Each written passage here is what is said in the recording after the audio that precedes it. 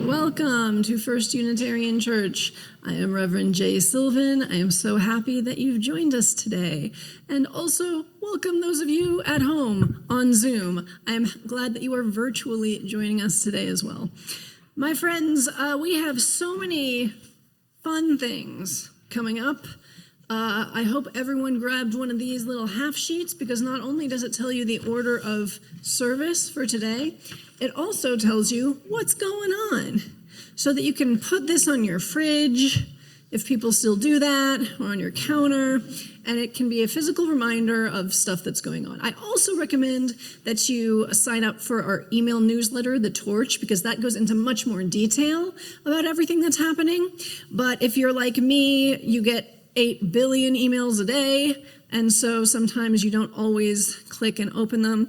This reminds you what's happening, then maybe you can remember, oh, I'll go to my Torch and see more information if you want that. So, all right, it is the most wonderful time of the year. It is pledge season. Yes, I am not sure if you've heard that already. If you have not, let me spread the good news. My friends, we are about 3 weeks into our pledge drive, and I'm happy to say we are almost 50% of the way to our $700,000 goal, which is amazing. Yay! It's really fantastic, and the reason Pledge Drive is so important is because none of this would happen without it. As I have said before, the way Unitarian churches work, Unitarian Universalist churches, is different from churches like Catholicism or the LDS Church. We don't have a first presidency or a Vatican just sitting on mountains and mountains of Scrooge McDuck-esque gold coins, and they just hand them out to all the churches. No, in fact, every Unitarian church is its own nonprofit. We raise all of our money ourselves. So it is literally because of you that any of this is happening. So thank you if you have pledged already. If you have not, I encourage you to set up that appointment, that visit with your visiting steward. And even if you're not gonna raise your pledge or whatever, even if you're lowering your pledge, I know one visiting steward said that somebody did their meeting and then was like, also, but I'm canceling my pledge because I'm moving to the East Coast, sorry. But it was great because they got to make that connection. So I really encourage everybody to use this opportunity to get to know one of your fellow congregants, regardless of how much you're going to pledge.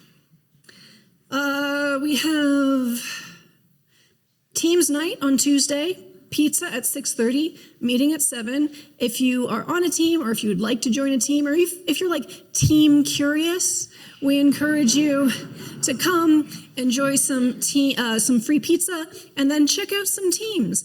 That's another reason why so many of the things happen around this church. We have social justice team. We have facilities management team. We have the religious education team. So many teams. If you would like something more along the lines of community without sort of the project aspect of it, please come to Community Night. It is the first Monday of every month.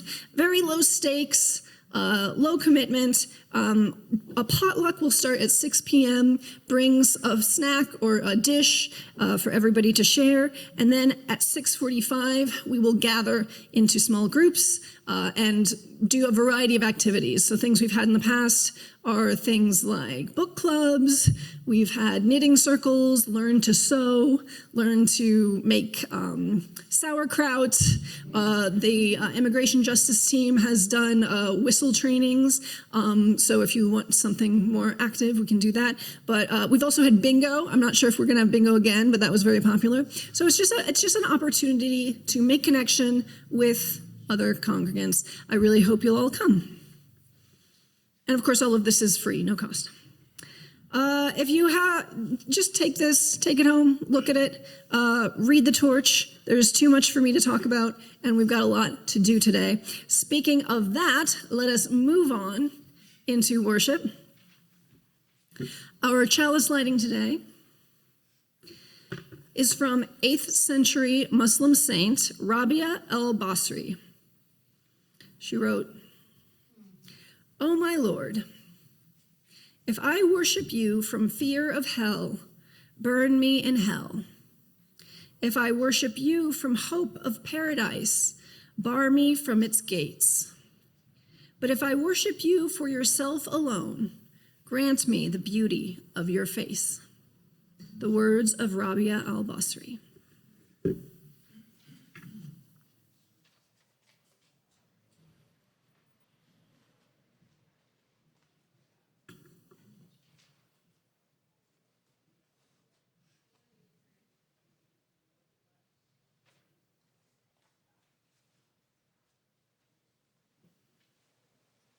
My friends, please rise in body or spirit for our opening hymn, number 144.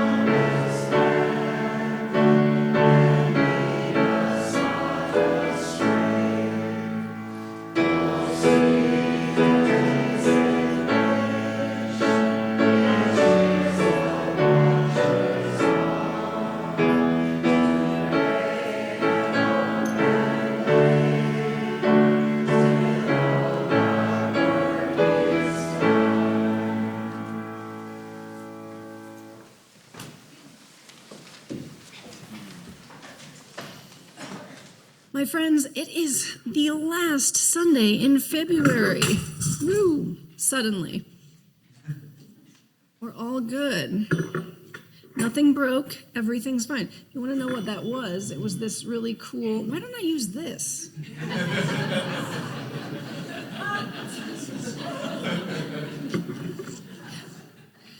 2.5 years, and I'm still finding these things. All right. What was I talking about? Lay ministers. It is the last Sunday in February. And that means we are hearing our last lay ministry sermon on the topic of strength. So please, speaking on strength, welcome up today's lay minister, Cathy Chambless.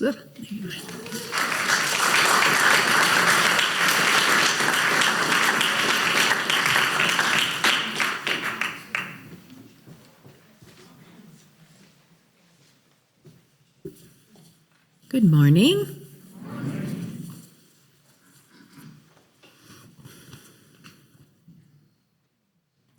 Camp Cloud Rim is a Girl Scout camp in the Wasatch Mountains between Heber and Park City. I was there along with my Girl Scout troop, my 10-year-old daughter, and about 40 other Girl Scout campers, 10 camp leaders and parent volunteers. A highlight of that week was promised on the last day, a hike up Mount Majestic to see the sunrise. There was lots of buzz around the camp about this early morning hike. It was rumored to be difficult, but also amazing if you did it. The week was full of fun activities, including canoeing, hiking, swimming, singing by the campfire, and sleeping in tent cabins. By the end of the week, we were all pretty worn out, but the girls were all looking forward to the hike to see the sunrise. Or, well, maybe not everyone.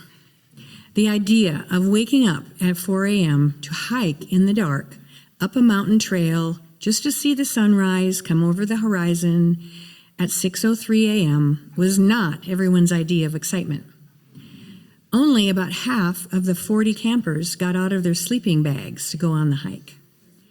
The day before had been rainy, and the ground was wet and muddy. It was cold. My daughter's hiking boots that we bought for the occasion were soaking wet, as were mine. The only alternative was flip-flops, and we both decided wet boots were the better option. A few of the girls who did get out of bed decided the cold temps, wet feet, and mud were just too much, and decided not to hike. So we set out with 15 scouts and 8 leaders for the 2.5-mile hike up 1,000 feet elevation. The leaders knew exactly what kind of pace we needed to keep in order to get to the summit before the sun reached the horizon. Every hiker had a flashlight. We had to watch our feet to keep on the trail, not to trip over rocks, not to lag behind. We started and fell in with the moving line of girls along the trail, the flashlights wavering, the feet pounding in the mud. It became rhythmic. Hiking in the dark was mysterious. The first part of the trail had trees on both sides, and as the slope got steeper, there were many rocks on the trail. If a girl tripped and fell, a leader would tend to her. Some girls were not ready for the steady pace of the hike. A few started to cry. They wanted to go back. One girl fell so hard she required first aid. The leaders were there to care for those needs. The group of hikers kept dwindling. As we got closer to the summit, the terrain changed again. We were facing piles of boulders. This meant boulder hopping, using all 4 limbs to pull yourself up over rocks. Our pace slowed down considerably because it was very slow going. Adults were helping the girls by pulling them up or boosting from behind. The day was starting to get light, early dawn. The light was motivating, but after a while, boulder hopping was exhausting. We couldn't see the top, so we didn't know how far we still had to go. How long were we doing this? 10, 20, 30 minutes? It was hard to know.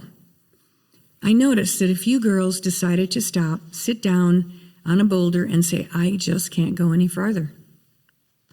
So as we pushed ourselves up and over the final boulders, we began to see the trail flatten out with such relief. Within a minute of our arrival on that spot, we watched the edge of the sun begin to rise over the horizon. We saw a panoramic view of Big Cottonwood Canyon, Brighton Lakes, the Uintas, Heber Valley, and more. And the brightness of the sun coming over the horizon was magical. Dominique and I, my daughter, looked at each other and hugged. We made it. Only 3 girls and 4 adults were there to see the sun come up. We were so ecstatic. What explains the inner motivation, the desire to push oneself to accomplish something hard? The determination to finish something you started, to achieve a goal by overcoming the hardships.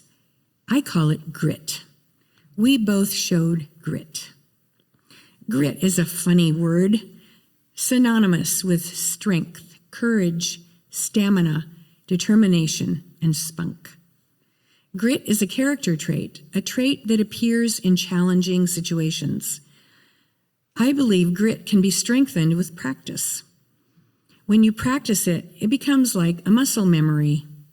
You think to yourself, I did that hard thing. I know I can face this new hard thing. The hike to Mount Majestic on that day was character building for both my daughter and me. The conclusion of this story will fast forward a few years. At the time of the hike, I was early in a doctoral program. I was struggling with uncertainty of whether I could finish the hard thing of a dissertation.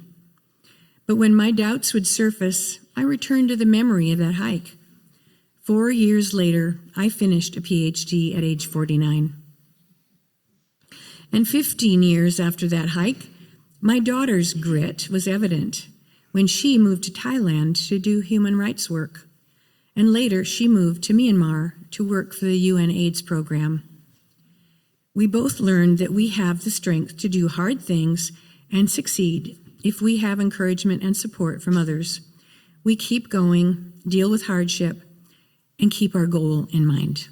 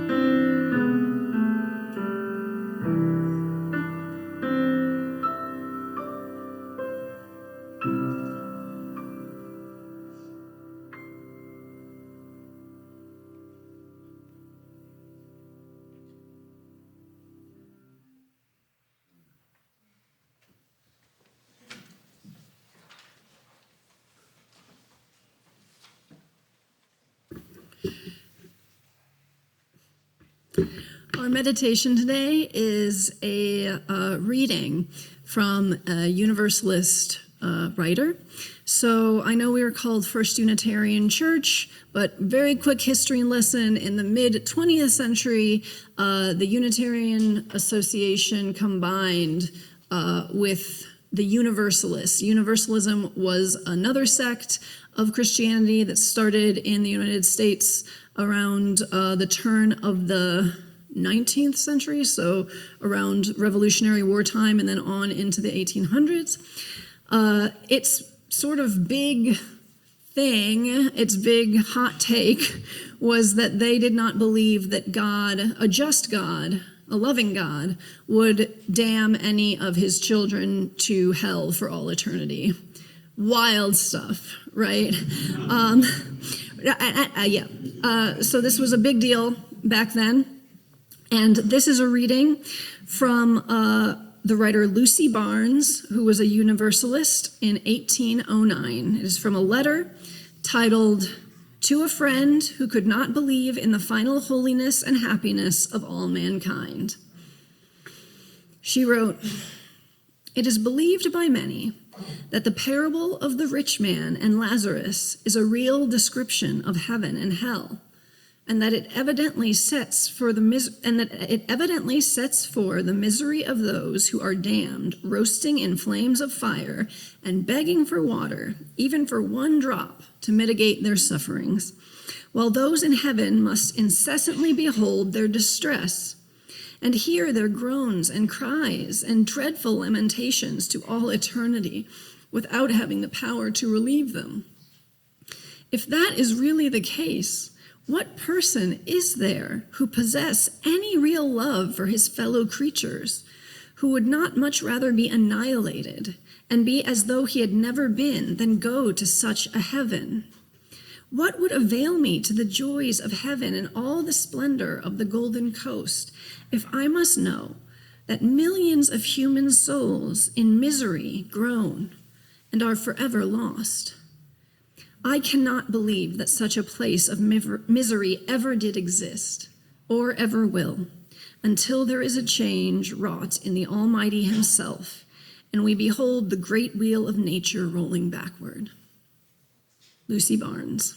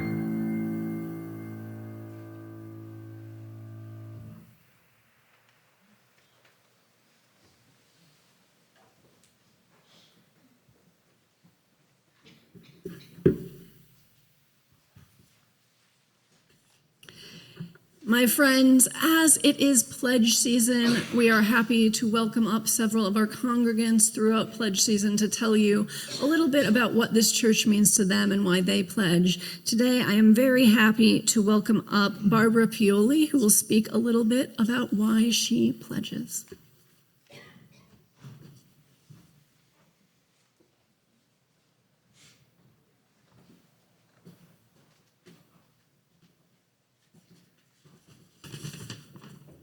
Good morning. So, by a show of hands, who was not raised as a Unitarian Universalist? Quite a few of us. I share that with you, obviously. Each of us has our own story as to how we got here. I want to share with you mine. My home life growing up was defined by Catholicism. I already hear a snicker.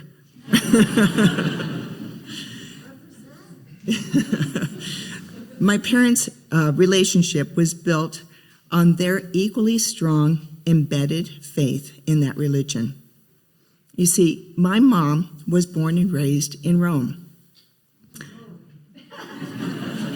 Parli Italiano? My parents met by chance on a street in Rome by the Colosseum during the last days of World War II and were married within a year in St. Peter's Basilica. For those of you who don't know, this is an extremely rare, if not unheard of, occurrence. It underscored the depth of their faith. At age 5, I had a doll dressed as a nun, and I wanted to become a nun.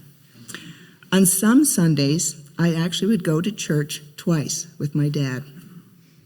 However, it was around the same time that I began to question my faith. It started when I was told that my guardian angel was not just there to protect me, but to report to God my failings.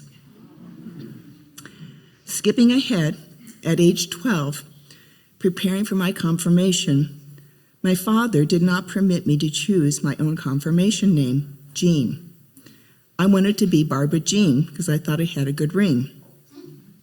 Instead, he insisted that I add Maria because I was the only girl out of 5 that did not have some derivative of the Virgin Mary's name in mine. You see, my sisters were Maria Christina, Maria Celeste, Mary Catherine, and Esther Marie. Yeah. By high school, the only way I could find any meaning in going to church was by singing in the choir. Then things came to a head at the age of 25. 2 weeks before Charles and I were to be married in the Catholic Church, our pastor told me he could not sanction our marriage based on some meeting he'd had with my father. My brother came to our rescue and offered to connect Charles and me to his minister, a UU minister. I didn't even know what UU stood for at the time. 2 weeks later, we were married in Charles's mother's backyard by a Unitarian minister. This woman agreed to officiate our wedding after an initial conversation during which she got to know us, treated us with respect as the adults that we were. That all took place in Illinois. A week later, I moved in with Charles here in our home in Salt Lake. Out of curiosity, I wanted to know more about Unitarianism and found this congregation. Dick Henry was the minister at the time, and I found that instead of a service based on ritual, like I was used to, I entered a value and reality-based community of faith. This has been my religious home ever since. My children were blessed in this chapel. They thrived here, going through the OWL program, attending regional and national youth conferences, participating in the intergenerational program that provided them with adopted grandparents. The more they became involved, so did I. First by teaching RE, then joining the board, eventually becoming board president, and then continue on by serving on the personnel committee. My religious journey would not have been possible without that UU minister, who did not previously know Charles or me, had she not extended her time and compassion to us. She was able to do that because her small congregation supported her. As we all know, the UU Church is not a missionary-based faith, but by living our values of love, justice, and generosity, just to name a few, our work touches people's lives in ways we may not realize. So when I pledge my financial support to First Church, I consider not only the immediate benefits to me and my family, but to our wider community, so that those in need may find comfort and respect here, if and when it is needed. Thank you.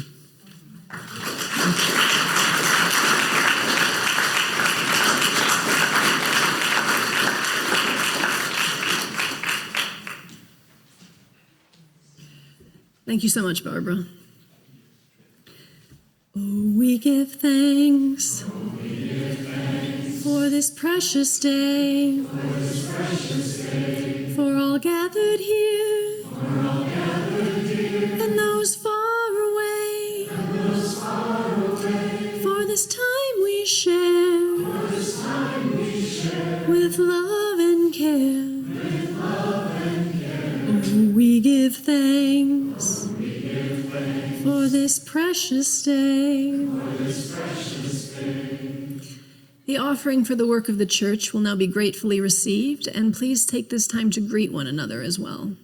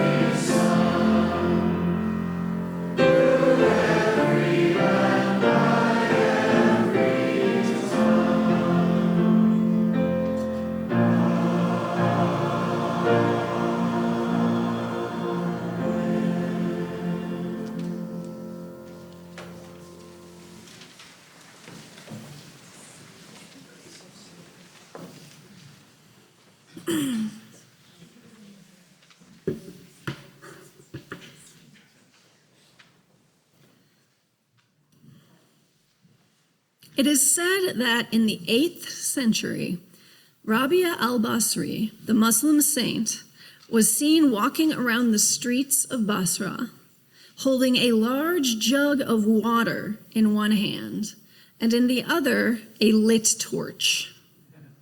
She didn't seem to be going anywhere in particular, and she never used either the water or the fire for any practical purpose that anyone could see. So finally, a passerby approached Rabia and asked her what was going on. And she told them, the water is to douse the flames of hell, so that those who have sinned will no longer be burned in agony. Hold on. And the passerby thought, oh, well, that's a kind thing to do since so many people had sinned. But then what was the torch for? The torch, Rabia explained, is for heaven. I want to set fire to its splendid gardens, char them to ash so that no one will be rewarded for their behavior in the hereafter. The passerby was confused. Rabia explained the promise of heaven and the fear of hell block the way to Allah. I want to worship purely for the love of Allah.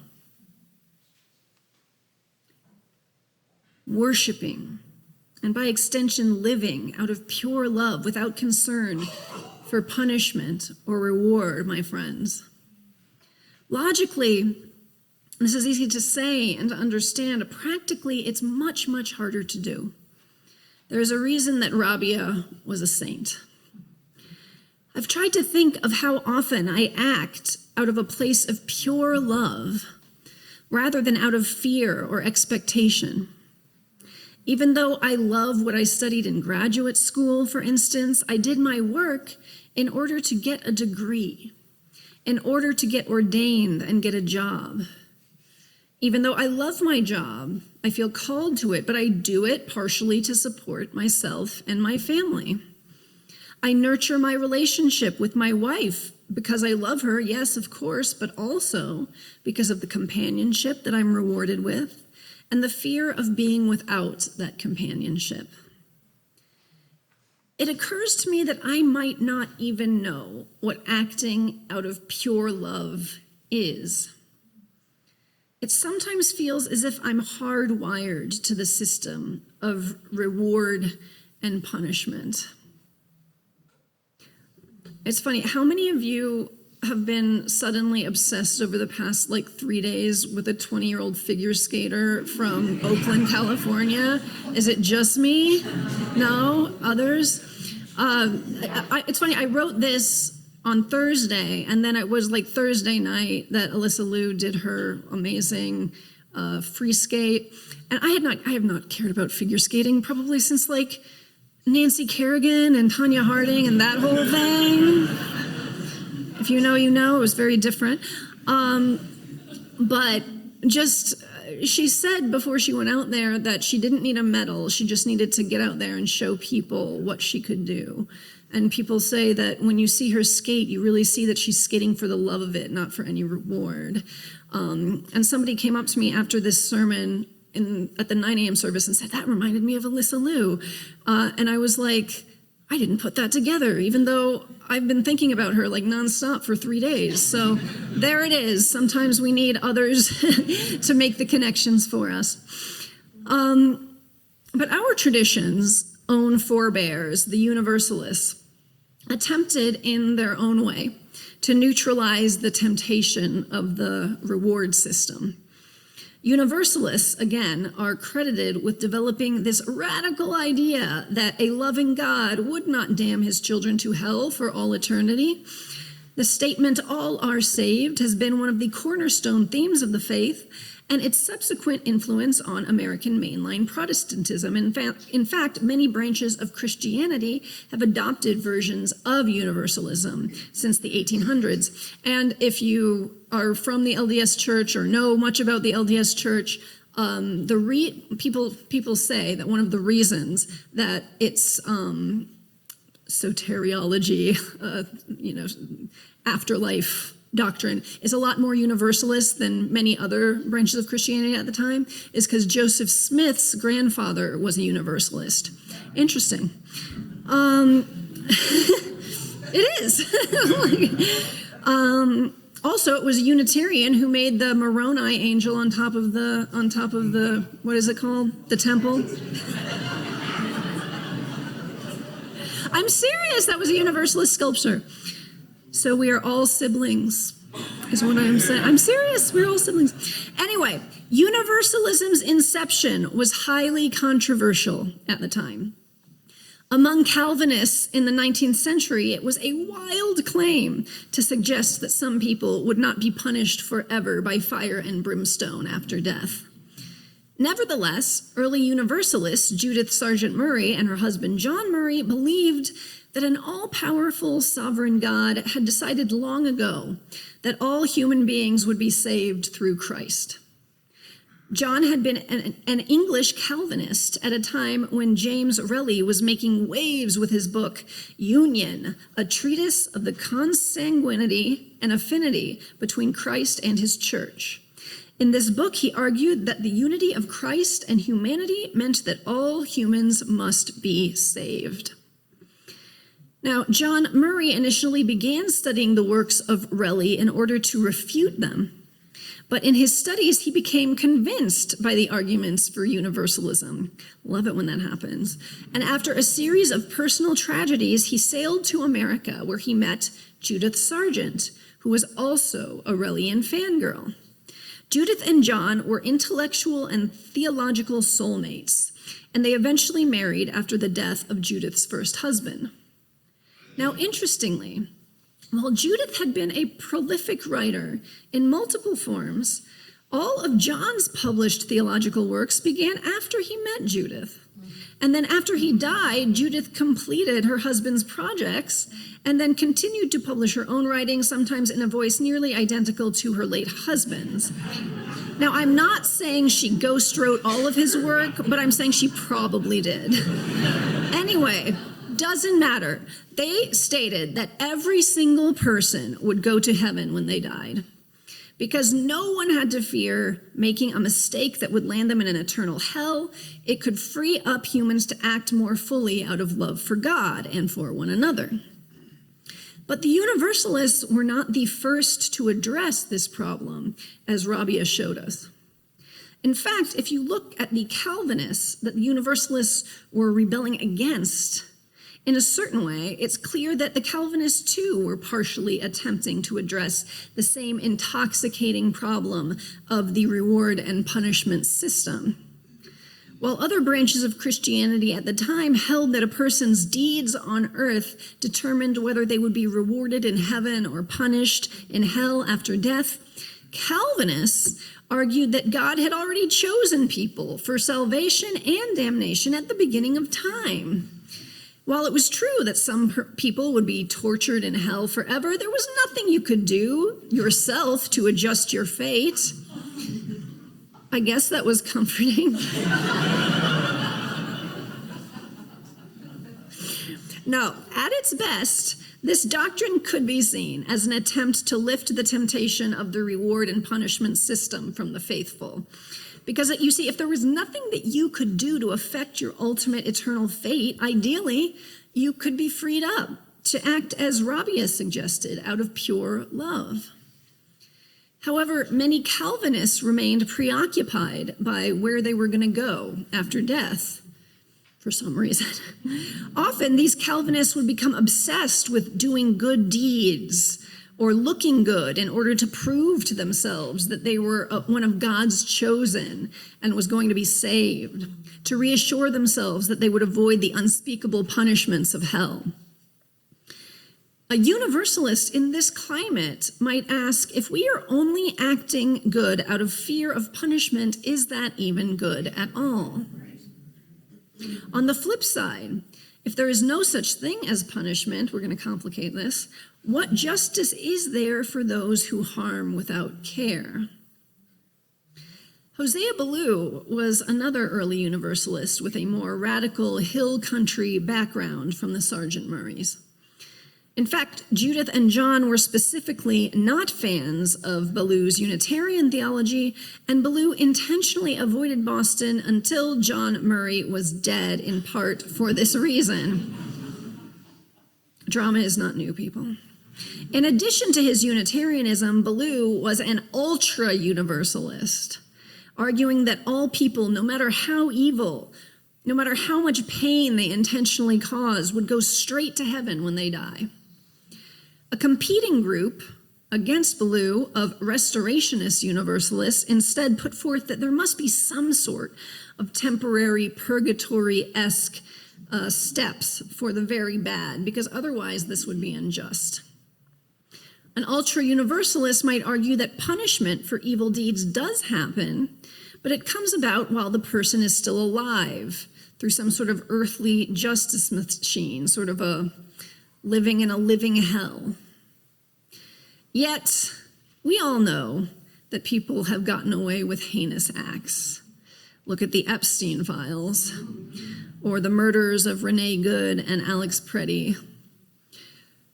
When I think about the deep and far-reaching injustices of the world we live in, I sometimes feel the inclination or even the yearning for some sort of cosmic or divine system of punishment.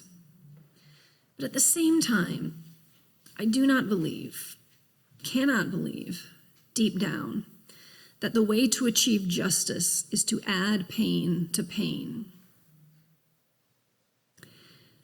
I think that one of the answers to this quandary is that much of our love practice, much of our worship, must be outward facing.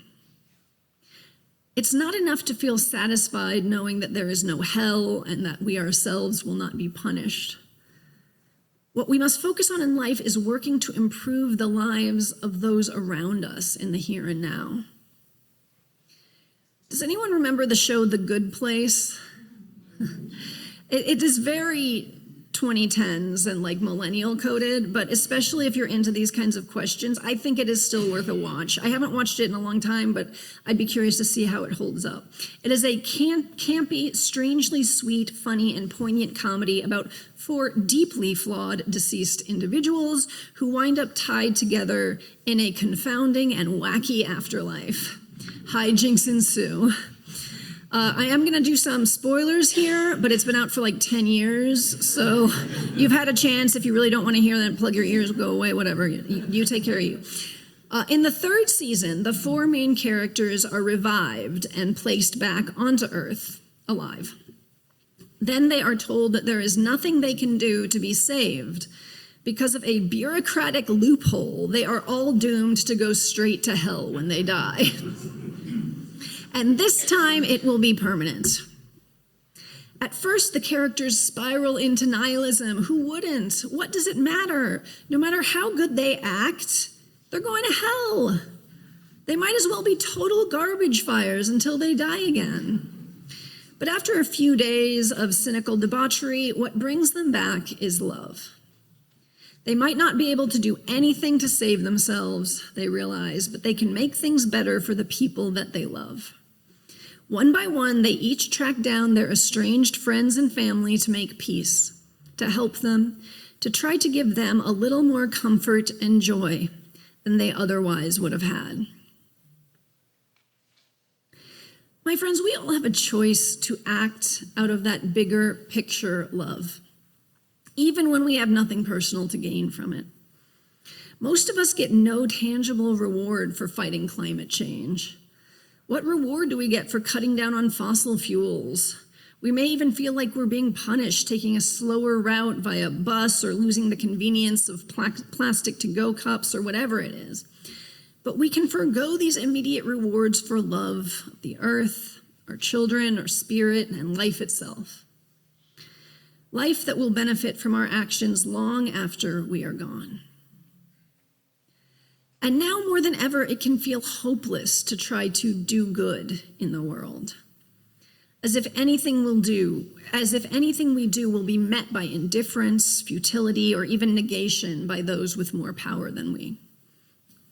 But it is perhaps in these areas that we have the most poignant opportunities to act out of pure love. I don't hear this said as much as I did 10 or so years ago, but have you ever heard someone say, like someone on the left, we need to be on the right side of history. You don't want to be on the wrong side of history. You're going to be on the wrong side of history. Has anyone heard that? There we go. I mean, they said this, progressives specifically said this a lot in the last decade. And they still say it a little bit, not quite as much, but I still hear it every once in a while. But it was like the 2010s, it was like all over the place. And it always ground my gears, and I couldn't quite figure out why. But I think I figured it out. The assumption is that history was just going to progress the way we wanted it to. That, like, despite maybe some tiny setbacks here and there, that it was just sort of a natural progression towards the world we envision.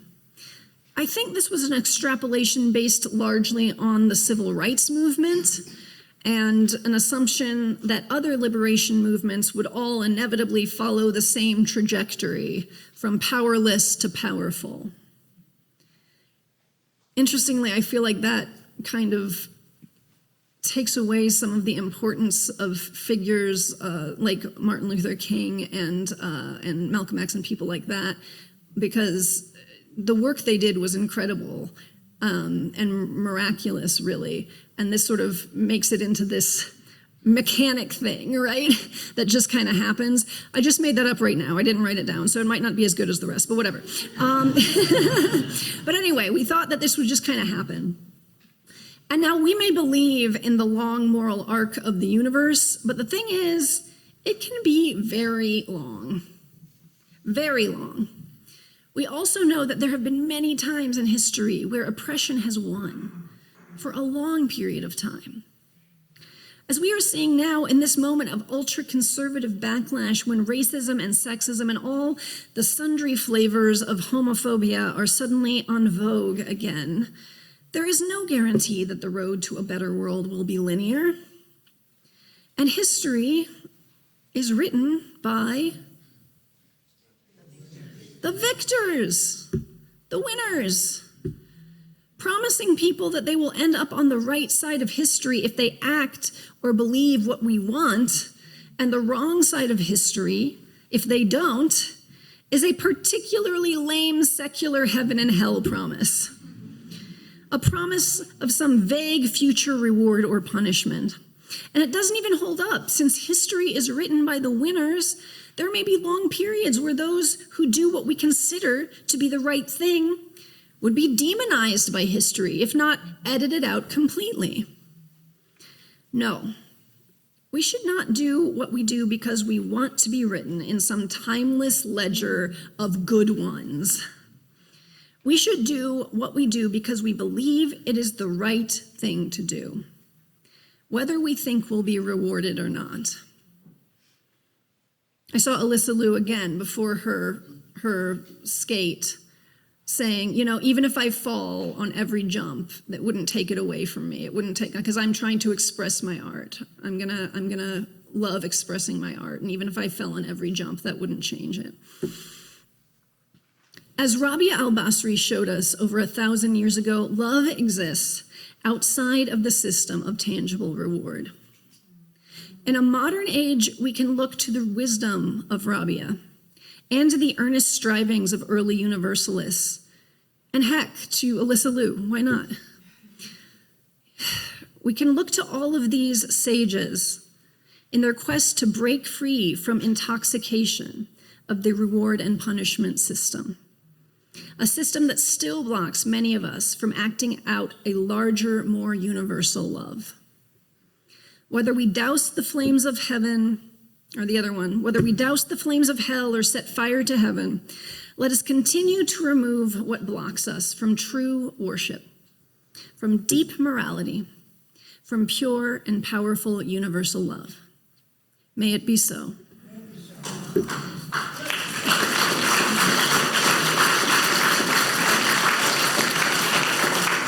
My friends, please rise in body or spirit for our closing hymn, number 1028 in the Teal hymnal.